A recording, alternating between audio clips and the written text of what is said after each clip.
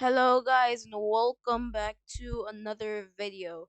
Today we will be talking about cog listeners. So what are cog listeners? So they are basically uh, command events basically for different files.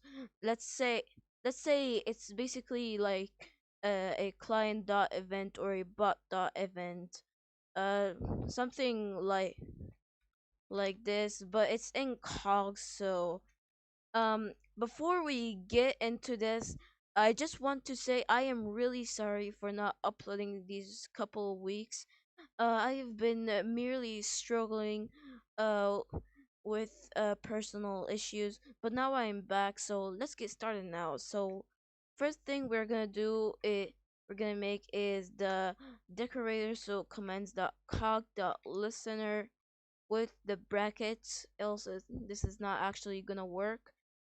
So now we're gonna do async def on ready. Maybe you can do like a on message, and since this is in a cog, we're gonna do self, I guess, and then we're gonna do print testing command ready. Then that's basically it for a cog listener. So let's try running our code.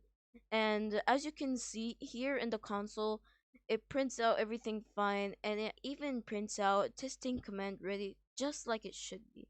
Also, I want to I want to make everybody notice something. So Discord has a lot this allowed the people to not use descriptions for uh to not like use descriptions. So you kind of have to use descriptions in your commands now and your parameters.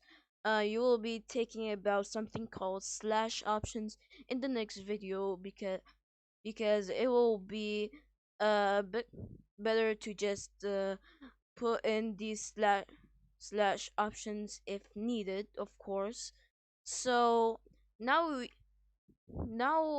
that you understand this, actually, just to ensure you guys that I'm actually talking legit right now, I'm going to show you a picture right now in 3, 2, 1.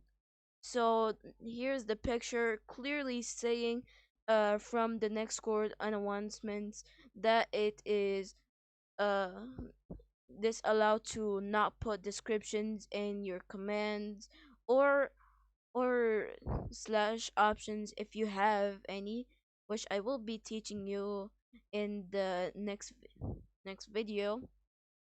So that is pretty much it. So I will see you guys in the next video, and goodbye.